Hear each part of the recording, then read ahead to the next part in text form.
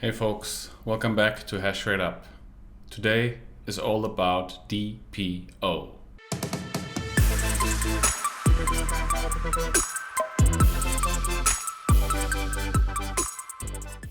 I had the great pleasure of sitting down with Neal, head of energy planning over at DPO, and we talked mostly about stranded wind assets and behind the meter Bitcoin mining and how they use Bitcoin mining as a weirdly shaped new tool in their toolkit in order to make stranded wind and solar assets more profitable. I hope you enjoy. Leave any questions below and stay tuned.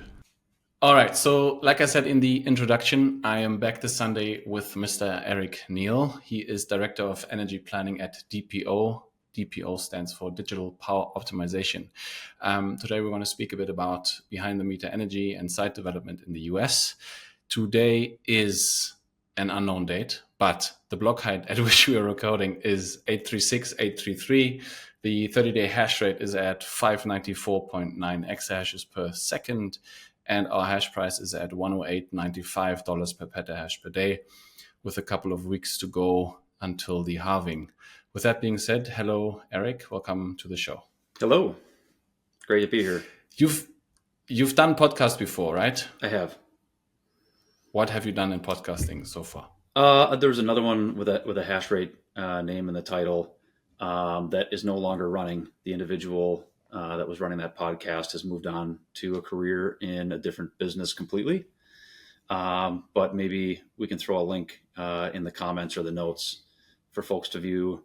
There was a group session with a couple other people, one individual from Luxor that might be a guest of yours someday, and then one that was just me being interviewed. But there's a couple episodes out there.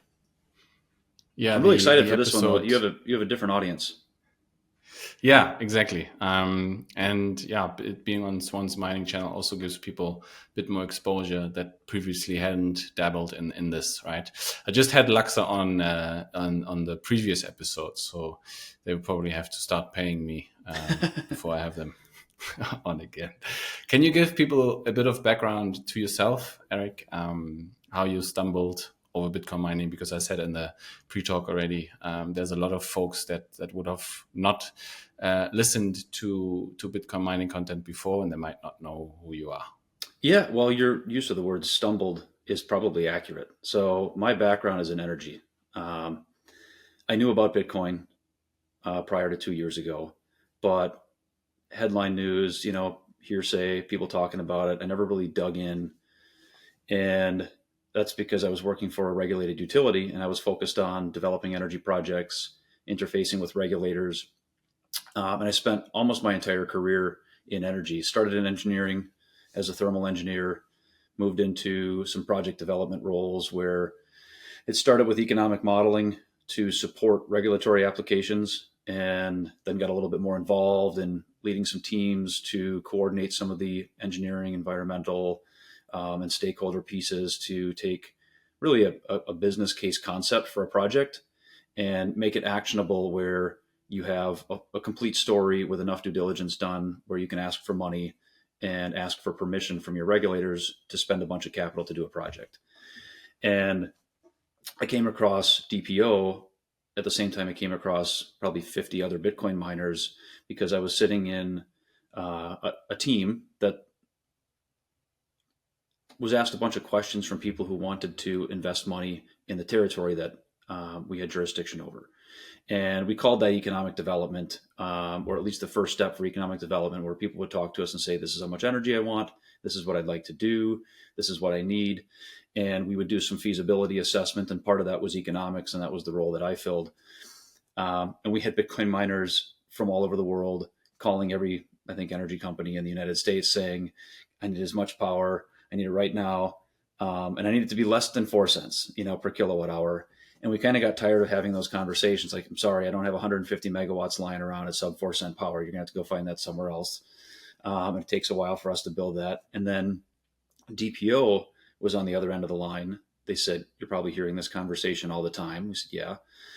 They said, sell power to those guys. That's fine. We don't have a problem with Bitcoin miners, but think about this a little differently. Think about this as energy infrastructure that helps you optimize existing assets that you have. And I kind of sat up in my chair and said, this is a different conversation. Okay, I'm paying attention. And they explained it to us as an energy resource. And that's when it finally clicked for me, was in that meeting. I said, oh, wait a minute, this Bitcoin stuff is actually really interesting. Tell me more. And after a couple conversations, I actually called DPO and said, do you need an energy guy from the regulated side of the world? The answer obviously was yes. And I joined the team. This was probably March of, I think it was March of 2022, or maybe it was April. So it's about 2 years I've been with DPO. And I call myself the energy guy. I think that's how I'm known on the team. I don't pretend to be a data center guy. I don't pretend to be, the guy out raising capital for the projects. But I do understand how those pieces fit together and how they involve energy, and can have a dialogue with energy companies based on some experience in that industry and an understanding how regulators engage when utilities want to do something, or how the consumer advocacy groups engage when utilities want to do something. And, go down the list of stakeholders that have something to say about whether a utility does or does not do something. And I've probably spent time in each of those areas interfacing with those counterparties.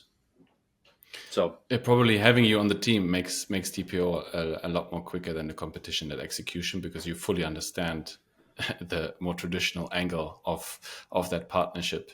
Can you disclose, Eric, who made that click for you? Was that what person or what company? It was DPO. That's when it clicked. Okay. So all right. Okay. So they called and made it click at the same time. Okay. Cool.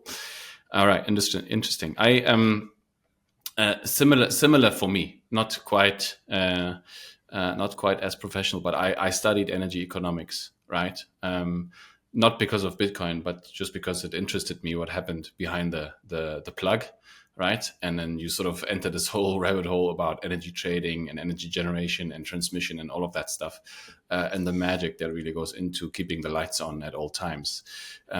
Well, here in South Africa, it's not all the time, but there's scheduled outages here at my house, as that we call demand response or load shedding. But anyway, it made me understand Bitcoin mining, I feel like, that much quicker, because you understand the energy angle. And it's there's a lot that goes into that. And it often takes folks a long time before they understand why Bitcoin mining is like the perfect consumer for any utility, right? So DPO is a typical Bitcoin miner. Is it comparable to other Bitcoin miners that are private out there, or is there anything that sets you guys apart that I'm missing? I would say we don't consider ourselves a Bitcoin miner. We consider ourselves an energy management company, and we utilize data center technology to perform energy management services. Most of our energy partners are large renewable energy companies or utilities. Sometimes we get capital from large family offices. Sometimes the capital is vertically integrated in the company. So we're not interested in building Bitcoin mines for the sake of mining Bitcoin. We're interested in finding challenges on the energy grid and addressing them with data center technology. And Bitcoin happens to be really good at doing that. But DPO also develops other data center technologies that perform different functions and aren't as flexible as Bitcoin. So, that's the long answer to, are we like other Bitcoin miners? I don't think so. Most of our clients liquidate their Bitcoin as soon as it's mined, just like they're settling energy transactions in the energy market, right? It's just a mechanism for converting power into US dollars. Yeah, gives it a very different focal point that has probably different, as you said, treasury management strategies then attached to it as well. But it's just funny that you say, hey, we're improving your energy situation, and Bitcoin is the best at doing that. So that's the tool we're going to use, and it's just a wrench in our toolbox. And it's a funny looking wrench, so we have to probably explain it a lot. And what I want to get into today is how you do that, and where you find sites and stuff like that, and what goes into having an behind the meter wind farm running, because there's a bunch of work and stakeholders employed in that process. Mm-hmm.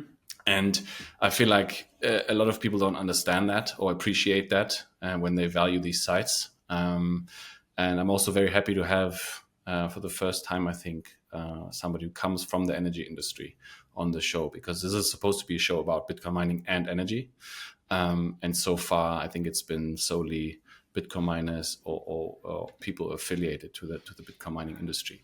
To get started, Eric, can you give me a bit of color around what the current market or situation is for stranded energy or stranded power capacity in the US or selected states that you are familiar with? Absolutely. So, for the last 10 years or so, there's been a renewable energy boom in the United States, driven largely by investment tax credits and production tax credits from the federal government. And for wind specifically, there's a corridor down the middle of the country that's windy, which, for obvious reasons, is where people want to build wind, because you can get the highest volume of annual production out of a wind resource in a windy area and get the most production tax credits.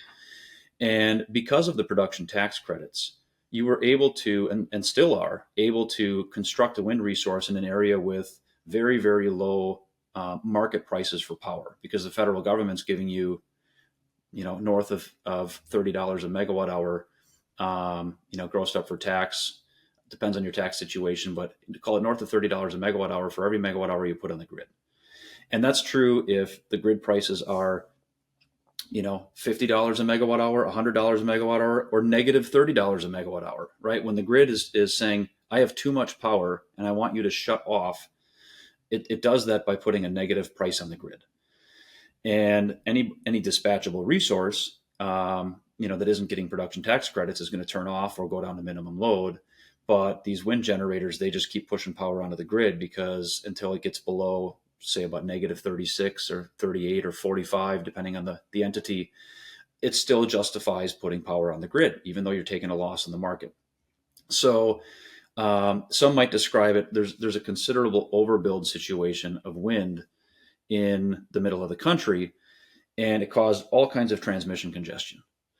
And maybe the sophisticated developers saw this coming and knew just how much congestion there was going to be on the transmission system, and they built it into their financial models. But my suspicion is, because of how many entities we've talked to, not everybody saw the volume coming that actually ended up on the system. And you had everybody racing to build wind, and maybe prices were great when you did your analysis and raised your capital, but by the time your facility was constructed, 6,000 megawatts of other facilities were also coming online nearby, and it just caused prices to go down and down and down and down. And DPO has some materials that you might be able to find online that show, it's a kind of a color map that shows how much worse this problem has gotten over the last 10 years. And it shows that, the darker colors and the purples are worse pricing in the market, and the area just keeps expanding and getting darker and darker. So from, I think the map probably shows like southern North Dakota, down through Oklahoma and into the panhandle of Texas, you have all this transmission congestion because of all the wind that was built and all these negative prices. And there's not a lot of load in this area. So there's nowhere for the power to go until you build more transmission. And transmission takes a long time. It's hard to get permitted. It's expensive. It's hard to get people to want to pay for it. So you're kind of stuck, right? You have this wind farm that's going to continue producing power for a long time. And these production tax credits only last for 10 years. So we call it rolling off of PTCs, right? If you hear that term, it means your wind farm's 10 years old. You're not getting production tax credits anymore. Well, now your market hurdle rate isn't negative $40 a megawatt hour anymore. It's zero, right? So anytime prices are below zero, your wind farm's getting shut off. And some of these wind farms that have rolled off of PTCs are getting curtailed 20, 30% of the generation on an annual basis, which is crushing them. We have one client in Oklahoma, the first time we talked to them, they were really excited. They said, our average clearing price last month was zero. Like, we didn't get paid anything for the power we made. Granted, it was a bad month, but their good months combined with the bad months averaged out to something like $19 a megawatt hour. They're saying that's terrible. That just barely covers my operating cost. And the only way for them to get access to higher value power is if somebody builds transmission. the challenge there is as soon as somebody builds more transmission capacity, another 100, 200, 300 megawatts of wind is coming to make use of it because Why of though? production tax, because of Why? the production Eric, tax credits. explain this to me. Yeah, but if they know that they built this and 5 years down the line their margin gets compressed even more, why do they do it? Like what leads financiers to fund this stuff? Because the production tax credits combined with just a little bit of market value is enough to finance the project. The revenue stream. But if there's no market value, right? Let's say more and more wind comes online, you build, and then your power is sold below zero. Then there's no financial case for it. So I'm asking myself why there's still financing for it. Well, in Texas, which could be true in other markets as well, but let's take Texas for example. You have more and so the frequency of very low or negative pricing is going up, but so is the frequency of large swings in pricing. So your extremes are getting greater on both ends. And we were just evaluating a wind site for a client a couple of weeks ago, and came to the conclusion that it was something like 90% of their revenue comes from 6% of the hours. Because and now granted, you throw a winter storm Uri event in there, people who have followed Texas are familiar with what that is, where you have this extreme reliability concern, and prices go from $50 to $5,000 per megawatt hour. And if you're operating and delivering power, you're clearing quite a bit of revenue in those infrequent hours. So the problem for the wind operators in most areas, like the case that I gave you, where prices averaged out over the course of a year under $20 per megawatt hour, that's the exception, not the rule. I think most of these wind farm operators are doing better than that. But the point is, there are some that are doing really bad. And those are the great opportunities to build something behind the meter that's flexible, that allows the wind owner, and I'm getting a little bit into the structure of the deals that we educate folks on here. We shut off, they deliver their power to market when it's above whatever the clearing price is or the cutoff price is for mining Bitcoin. Let's say it's $100 a megawatt hour. If the market is north of $100 a megawatt hour, you shut off the Bitcoin mine, you deliver that to the market. And that allows you to still capture, call it 80 to 90% of your market revenue that you otherwise would have collected. And the other, say, 20% is no longer going into that market. It's going into this market over here behind the meter. Still settles on 10-minute intervals, right? The market that you were dispatching into settled maybe every 5. Now you got a 10-minute settlement period, but that's pretty darn close, right? You can coordinate real-time dispatch of, do I want my power going left or right off the bus? And you put that power, behind the meter into Bitcoin mine, and your value stack at the site goes up tremendously. How much risk you're taking as a renewable asset owner is up to you, right? Do you want to vertically integrate, where you're investing in the infrastructure and the computers and you're taking all the upside and also the downside? Or do you want, which most of our clients in the pipeline are a little bit more risk averse, or a lot more risk averse, and say, I love it, but my leadership's never going to get behind it. Like if I go into a leadership meeting at a regulated utility and I start talking about Bitcoin, they're going to ask me if I lost, my mind. Like, what are you talking about here? We're a regulated energy company. What are you talking about Bitcoin? And we've had some regulated energy companies understand this enough to say, you know what, we'll enter an agreement with you guys. We're not ready to do something yet, but we'll sign you guys up. We'll ask you to, keep things under NDA, keep things kind of to yourselves until we test the waters with our regulators and legislators and consumer advocacy groups enough to feel that they're also comfortable. And then we're ready to go. And that's a very, very slow process with regulated utilities. But, you have other entities where maybe it's a large family office that was under a directive to own some renewable power, and they have 300 or 400 megawatts of wind under management, and they hear the idea and they feel, this is amazing. How fast can we go? So we have a very, very wide variety of risk tolerance with the people that we interact with, depending on who they answer to. Is there so the way, I can only speak from the German energy angle.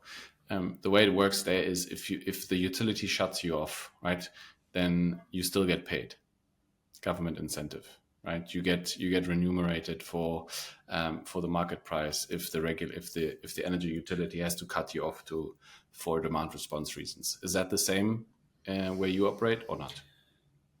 Well, that sounds to me like a capacity component, right? So there are capacity markets and energy markets. Well, ERCOT doesn't have a capacity market, but they don't call it a capacity market, but from my perspective, it kind of behaves like one where your ability to shut off is compensated. Whether you get paid for that in an annual capacity auction or through some kind of hourly market mechanism, whatever, it's dispatchable capacity or dispatchable load that can behave in a certain way when the market is really stressed. So I'd say yes, the markets are structured differently depending on where you are in the United States, right? There are regions of transmission operators that set up their markets in different ways. And maybe some of them are very similar to how it works in Germany, and others are less similar. But I'd say, yeah, we have similar products there. Okay. But from what I'm gathering, it's more easy to work with privately owned generation than it is with publicly owned generation. In terms of right? the If there's a pace of family office, if there's a family office behind a wind farm funding this and they need revenue, then you have a much easier time than when it's a public utility that has to go through all the hoops first. in general, yes, that's fair. There are some family offices that are just as risk averse as regulated utilities, and there are others that are not. There are some that require, $10 to $50 million decisions to go all the way up the chain, and there are others where they delegate that down to one or two individuals. So, how much freedom do you have to make decisions it's always different, right? Everybody has a little different governance process for deploying capital. Okay, and how do you feel that shifting? Maybe if you look back, how long has DPO been working on this? A few years, 3, 4. I'd probably say, let's call it 4 years. So if you compare this situation now from 4 years ago, would you say it has shifted materially or not? There have been cycles. I'd say yes, the tides are shifting. So I think early on, talking about Bitcoin was like people viewed it as some like monster in a closet. Like they had no idea what it was, and they were scared of it. But the more Bitcoin was in the media, the more people talked about it. And the more you talk about it, the more you understand it. Things started building momentum right before the FTX collapse. And we had a whole bunch of entities that were saying, all right, things are really moving. This is great. I'd like to get involved. And then everybody pulled back and said, wait a minute, time out. I'm not deploying my capital into this market right now. I'm getting a lot of questions that are concerning. So people pulled back. Yeah, there was still investment going, but I think the late adopters that were ready to move, in our view, they all pulled back. I think enough time has passed. You've had federal regulation calm things down a bit. You have, investor activity taking place with some individuals that I think utility shareholders, are their money's diversified in a number of different companies. And when they're taking direction from people who are saying Bitcoin's a good market to start considering in your portfolio, people think differently. So I think it's taking a while for those conversations to move all the way down into utility executives' willingness to take risk investing in this technology. But I'd say it's moving in the right direction for sure. Okay, so it becomes easier to identify, or to convince the promising sites. How do you find them in the first place? Maybe very briefly, like what does your process look like if you want to build a new site and need more stuff in the pipeline? How do you identify these sites that are a good potential for you guys? Well, we've had booths at conferences where we've met some individuals. We do panels with groups like Bank of America where they're invite only groups. They have some capital partners, maybe utilities. We've hit a number of different audiences with them where they bring us on. On Monday this week, we were actually part of a mini data center all day long event. Participated with a number of other entities, and we get a number of follow-up calls from those. I'd say the bulk of renewable asset owners that we've spoken to, or people that have been responsible for managing renewable assets, have just been cold outreach. I think we spent a couple months and tried to reach out to just about everybody that owned a renewable asset that we could possibly find in the United States, and just said, let's have a conversation. And the hit rate is usually low on cold outreach like that, but it was good enough for us to drum up enough business to stay, probably more busy than we'd like at times, and then build a pipeline and figure out who's serious about doing this now, who wants to wait a little bit. And I'd say, for every entity that we have an agreement with, we probably have 15 more that we're under NDA with, and probably 50 more that are saying, I like it, but not today. But get back to me in 6 months, or get back to me in a year. What keeps them? So I'm assuming, and maybe I'm breaking your business case down too far here. I'm assuming you're saying, hey, your wind farm is not making enough money. Let's set your floor price at X. We'll always be an off-taker for your power. And what keeps them is, first of all, is that in a nutshell correct, or are you pitching them something? What does your pitch sound like? I should ask. Our pitch tries to lead the owner of the renewable asset to own the data center. We think the best case scenario is vertical integration, where you're optimizing the asset and draw the box around the renewable asset, the transmission interconnection, and the data center, and say that's one entity that is optimizing that capital and that market participation. We think that's the best case. The reality is, the owners of most renewable assets have a certain risk profile that they're under directive to manage, and this falls outside of that. So what's the next best, right, to that? It depends, but it's a lot easier for those entities to sell power in a PPA, right? And depending on whether you're in a regulated market or an unregulated market, that takes on different forms, or in some cases, is considered not allowed. But if you can be behind the meter purchasing power through a PPA, and set a floor price, we have a large PPA that we've signed where we do exactly that. We say we'll always buy your power behind the meter, and we'll never pay you less than X. And so this is, sorry to interrupt you. This is exactly what I've been trying to tell folks, or trying to do in Germany, like a couple of years ago, because there were a bunch of wind farms that fell out of their subsidy programs. Mm-hmm. And I couldn't do that because now the regulation says as soon as you connect it to the grid, you need to pay all of these fees, right? And there's just regulation that hinders me from doing it. So you're saying that's actually possible in there. Maybe go into what happens when they make more money selling to the grid than to your PPA. Like, how do you structure that? We just shut off. It's that simple. Okay. So we essentially establish, and there's the business case that says this is probably the price that we're going to shut off.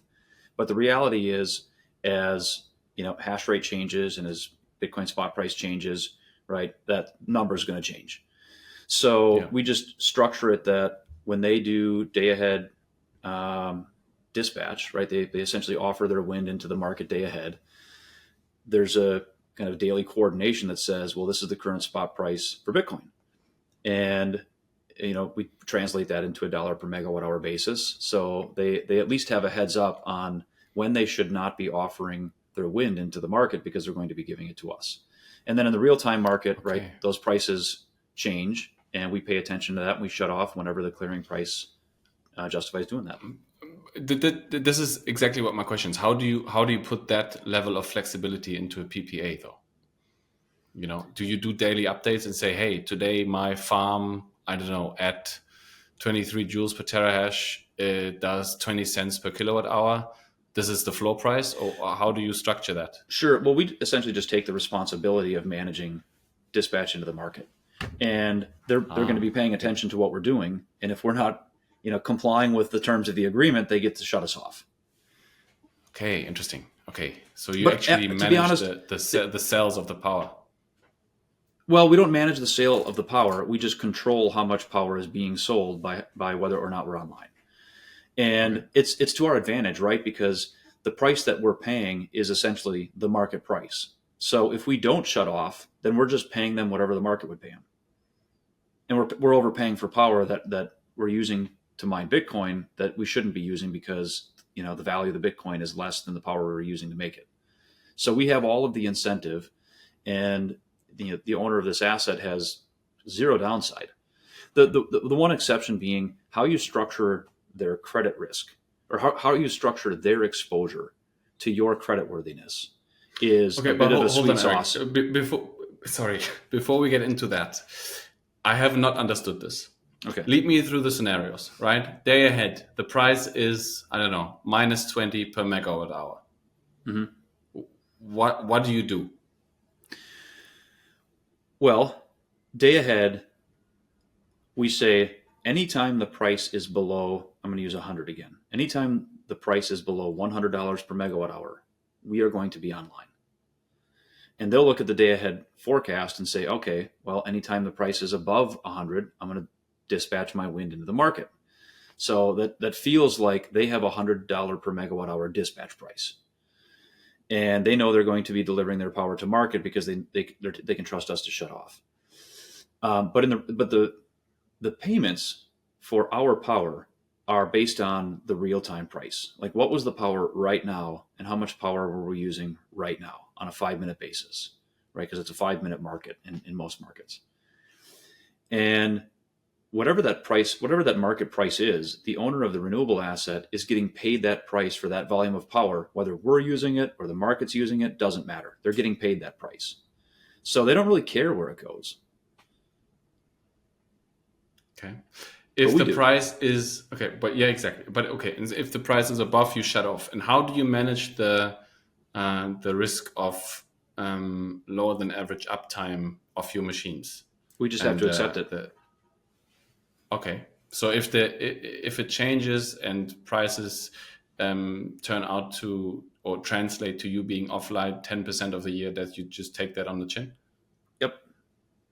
Okay. And I think that's fair. And that's, saying I guess, 10% off time, 10% downtime is probably a pretty reasonable expectation right now, given how volatile the markets are. And some people structure PPAs that are completely fixed, where they don't take that risk. But chances are they're paying more for their power than we are.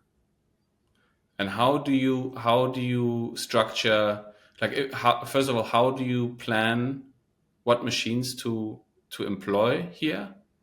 If you're not assuming 100% uptime, do you use lesser efficiency ASICs to make your money back quicker?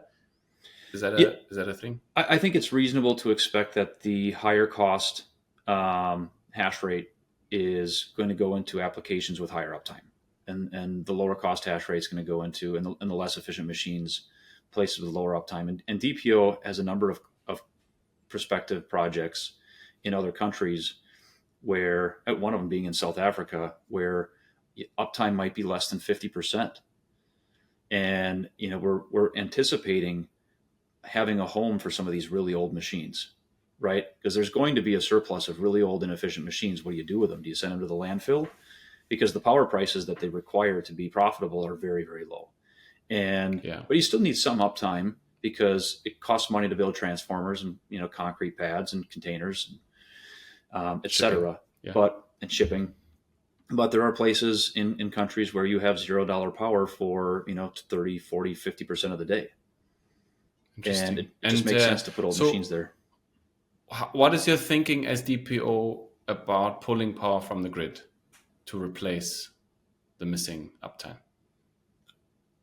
In what way? I mean, we don't have a problem with it. Do you do it, or do you say, hey, we want at least 95, or what level of pricing can you accept in general from the grid, and how often do you get to pull that power at that price? Well, if we're behind the meter at a solar facility, we're pulling power from the grid half the time, maybe more. If we're behind the meter at a wind asset, and the size of our data center relative to the size of the wind asset allows us to have, say, 70 to 80% uptime just from the wind, then maybe we're only pulling power from the grid 15, 20, 30% of the time. Right. But pulling power from the grid has a different cost profile associated with it. So when we're doing that, we're just mindful, like any other Bitcoin miner, to avoid some of those transmission or generation charges that have to do with coincident peaks. Right? Shut off when you are causing a ratchet in price. generally, would you say it's the correct line of thinking to say, hey, if we have to pull power from the grid, it means the wind is not blowing, and if the wind is not blowing here, it probably is not blowing elsewhere, and therefore power price is probably too high. I'd say there definitely is a correlation between wind speed and price. It's not a perfect correlation, but there's definitely a correlation there, and you can expect that as let's say you're behind, let's say you have a 50 megawatt Bitcoin mine behind the meter at a 500 megawatt wind farm, right? It has to be very not windy, to not be producing 50 megawatts. It has to almost be completely calm to not produce 50 megawatts on a 500 megawatt wind farm. But that happens. And it's not like your wind farm is going to go from, 300 or 400 megawatts of output to zero in, 2 minutes, right? Sometimes that happens, quite quickly, but usually, the wind speed is changing in a way you can, forecast at least 5 to 10 minutes ahead what's going to happen. Just by paying attention to what's happening, as the wind fronts come through, right? It's affecting other wind farms before it's affecting your wind farm, and you can just see what are the patterns of energy production in my local region, and you can anticipate when prices are going to, or when conditions are going to be such that prices are going to be high, and get really good at forecasting when you probably should shut off, because you don't want to be chasing. If your dispatch hurdle rate is $100 per megawatt hour, and prices are going from 99 to 101, it's not like you're slamming this thing on and off constantly. You're looking for patterns in price changes to follow. And, maybe you lose a couple dollars a megawatt hour, this hour, but you make 20 the next hour by being online and not shutting off. And I'd say that's a bit of an art that our data center team is paying attention to more than me. Okay. You do talk to regulators as well, or is that just the generation side of the business? I think we're a pretty significant, farms, I guess. Yeah, I think we're a pretty significant influence in how energy companies talk to their regulators about this technology. We've written leadership memos or drafted leadership memos for some folks to run up the chain. We've drafted regulatory strategies for utility regulatory groups to lean on to help them understand how to engage folks, how to tell the story, how to respond to certain questions, how to anticipate questions from stakeholders, and what useful responses should include in the conversation. So are we engaging directly? I'm thinking, have we engaged directly with regulators themselves? Yeah, perhaps, but we try to have our energy clients do the direct engagement with their stakeholders and not us. Lean on us for expertise. That's what I meant. Yeah, that's what I meant. Can you give me tidbits of things that people might not expect, of how you structure those memos, or those it's almost like a conversation flowchart. Like, if they say this, say this. What goes into this? Like, how do you explain Bitcoin mining without mentioning the word Bitcoin? Well, you have to get there, but you start the conversation by, or at least we advise our utility clients to start the conversation by assuming that who they're talking to doesn't know anything about Bitcoin at all, and try and establish some commonplace where you're talking in the same language that they understand. And the best example that I can think of on the spot is to pick another technology that they're familiar with. Maybe they've reviewed a business case and approved a project for a technology you can point to. And if you take a look at a battery storage system, I'd say most regulators in all levels of the regulatory agency have been required to evaluate or make a decision about a battery project. So let's pick up that business case and open it up and put a data center in place of the battery project. What is the same and what is different? Well, with a battery project, you pretty much repurpose the identical Excel model. If you're modeling this in Excel at a desktop level, you take that same Excel model and you just change the numbers. It's the same thing, right? It's acting like a battery. The only thing it can't do is charge, right? But this thing is discharge. The only thing it can't do is put power on the grid. So it has the charging side of a battery project and the CapEx, the O&M, right? All of the things that you need in order to understand whether or not a battery project is good for utility customers. That's all you need to Same know. inputs. Yeah, that's all you need to know. It's just a battery that never discharges back to the grid. It settles in real-time markets, does the same. Um, when a battery charges, it's consuming power from the grid. Same with a data center. And it's very, very flexible to adapt to what's going on in real-time markets. But that's all you really need to know. So whether it's that example or some other example, start with how do you get them to think about this through a lens that they understand, so they're not sitting across the table going, I don't know what you're talking about. I don't know how to make sense of this. Because a lot of people, especially in a regulated environment, get apprehensive about making decisions about things they don't understand.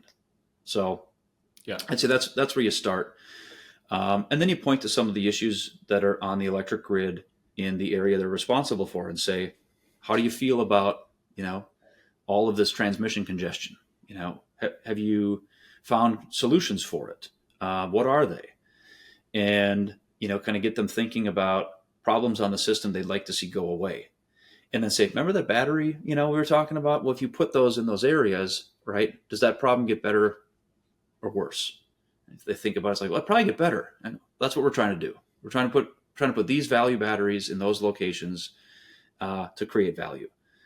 And you don't really have to talk about Bitcoin mining in the process. You gotta make people walk there themselves, almost, by asking them the right questions. I think so. It's very analog to making somebody understand what Bitcoin is, right? So something that I do for instance, the Uber driver when I go to the airport from my house, for instance, like why can I give you 100 Rand, South African Rand bill, a piece of paper with Nelson Mandela on it, and you give me your time, your petrol, your car to get me from A to B, and then you understand, okay, what money is and what good money is and so on and so forth. But it's always good to ask questions. So it sounds like you're applying a similar strategy, which is good. Good to hear, because especially energy folks, they're some of the most conservative industries out there, because all that matters to them is grid stability, and anything funky coming along that says, hey, we do this thing differently.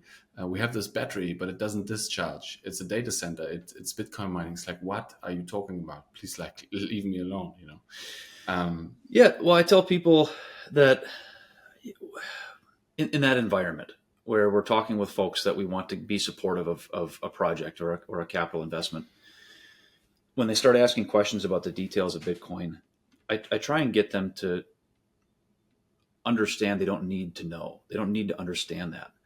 In the same way that if you have a different technology that's just interacting with the grid and the energy market, you don't. If somebody comes to you with a wind project, you don't say, explain to me how the market settlement process works and what the technology is in order for the market monitor. They don't get into those details. So why are you asking those questions about Bitcoin? It doesn't matter. What's happening is you have an energy node that has transactions going across it, right?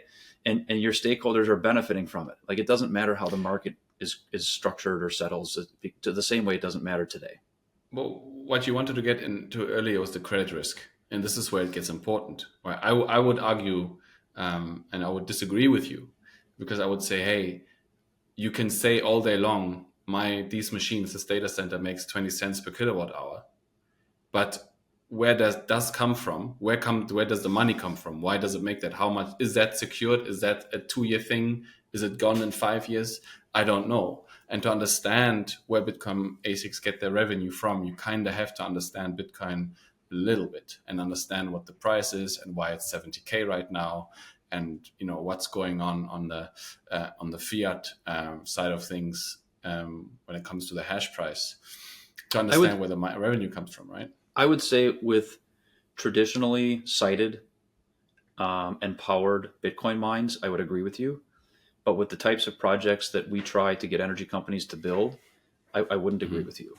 I would say you don't have to understand what's going on with Bitcoin or pay attention to it, because as long as Bitcoin exists, our strategy works because we're going after the lowest value power on the planet. And there's a But market. isn't that the point, Eric? Sorry, isn't that the point? As long as Bitcoin exists, if you don't understand Bitcoin, you cannot assess the risk of, does this thing go away in a year?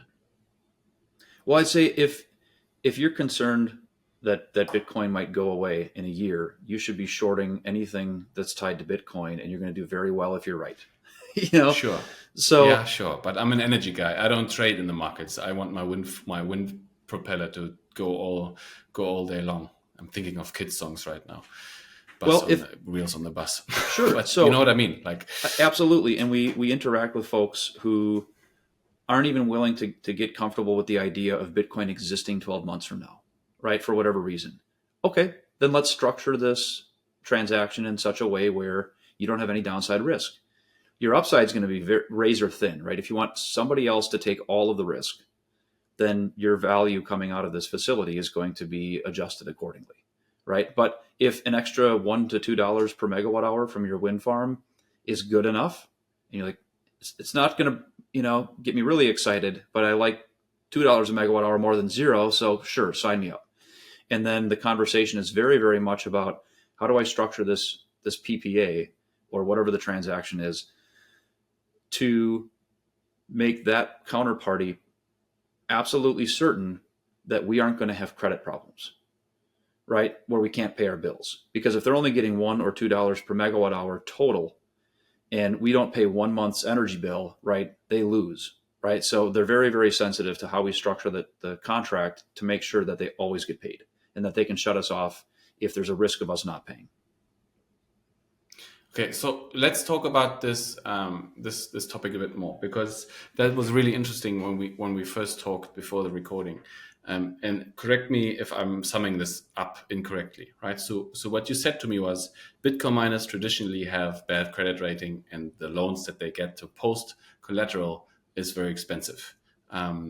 So therefore, it's often a problem if you say to a wind developer, hey, why don't you develop all of this infrastructure so I can come and hash at your beautiful site? And then they will say, yeah, but so to you, what happens if you're gone in 6 months? Can you please post, I don't know, X amount as collateral? And the miners are like, not really, because I'm paying 6, 7, 8% on a loan for that. What needs to change there? Is that, first of all, is that summed up correctly? Yeah, that's fair representation. Is it costs money to tie up capital. And then what's the solution there? Where is this going? What does this look like? What did this look like 4 years ago? Yeah, that's where I don't know if I really want to get into the sweet sauce. I feel like DPO has done a really good job working with the large risk-averse energy companies to structure deals that work for them. And that might be what sets us apart a little bit is we have a prescription that we can bring to the table and say, we've worked through all of your concerns. They're the same concerns that utility A, B, C, D, and E have had that we've worked with. We've reached agreement. This is what it looks like. This is how you can do business to address those concerns. And, it took a lot of work. The first contract that we signed with a large risk-averse energy company took us probably 18 months to figure out just how we have to structure this to get them comfortable. And it was, they were running things up the chain, and back down and up the chain and back down to eventually, and the conversation sped up as the contract became more clear and we got closer to the finish line. But the reality is, they didn't know what it was going to look like at the end. And it took a long time for us to figure it out and work together to get there. And what does a conversation sound like 3 months in? The ASICs have been there for 3 months. They're making more money than before. How quickly does the conversation switch in tone from before you had to convince them to now they're like, okay, this works? Yeah, I'd say assume things are similar to how most energy projects go, at least in my experience, which is there's a lot of conversation about releasing capital into the project. And then once the capital is released, everybody just kind of goes away, right? All right, you got the money to do the project. Don't come back to me unless there's a problem I have to deal with, because I'm going to spend my time evaluating where to spend, the next $300 million. And as long as things are running smoothly, people tend to just say, great, thanks for the monthly update. Okay.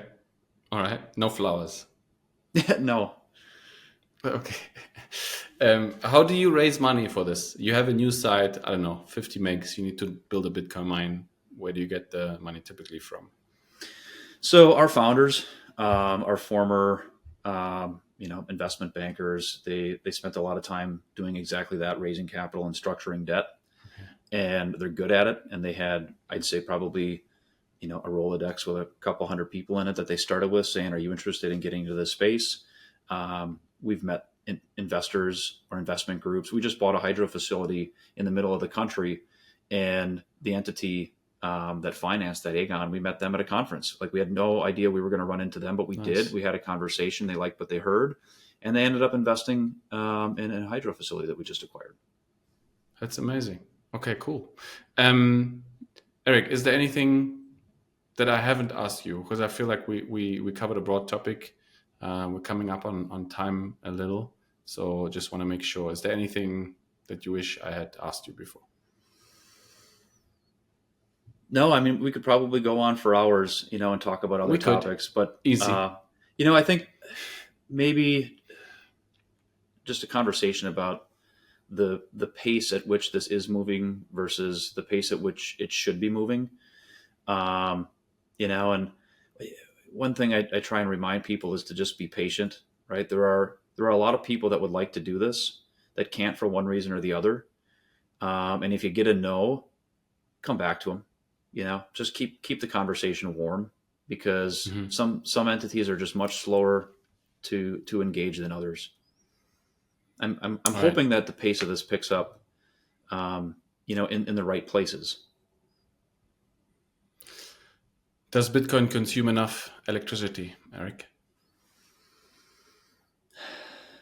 I think hopefully Bitcoin consumes just enough electricity to secure the network and not a megawatt hour more. I don't know if that's where we're at. I don't know if it requires twice the power or half the power. My